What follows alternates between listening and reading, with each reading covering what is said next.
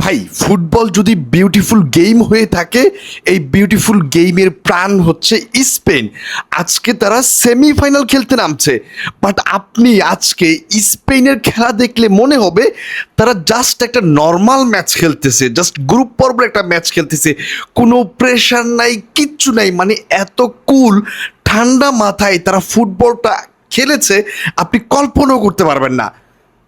O my goodness, মানে কোনো প্রকার প্রেশার নাই ভাই। ফ্রান্সের অ্যাগেইনস্টে খেলতে নামছে, যাদের টিম নিয়ে এবার প্রচুর পরিমাণে হাইপ ছিল যে এই ফ্রান্সকে আটকাবে কে, এই কিলিয়ান এমবাপ্পে, ডেমবেলে, অলিসে, মানে এদেরকে আটকাবে কে। সেই ফ্রান্সের বিপক্ষে স্পেন জাস্ট প্রেশারলেস একটা ম্যাচ খেলেছে, একদম নর্মাল একটা খেলা দিয়ে ম্যাচটা জিতে নিয়েছে, যেখানে কোনো প্রকার চাপ ছিল না, কোনো প্রকার টেনশন ছিল না। বরং ফ্রান্স ভাই অ্যাটাকই করতে পারে না স্পেনের কাছে, মানে স্পেনের ডিফেন্সকে ভাই তারা কোনো প্রকার বিট করতে পারে নাই, এবং বিগ চান্সও ক্রিয়েট করতে পারেনি আজকে তেমন একটা।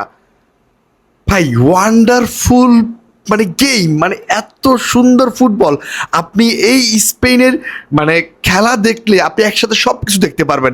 আপনি পাসিং ফুটবল দেখতে পারবেন, আপনি পজিশনিং ফুটবল দেখতে পারবেন, আপনি বিল্ড আপ ফুটবল দেখতে পারবেন, আপনি টিকি টাকা দেখতে পারবেন, মানে ভাই একের ভিতর সব।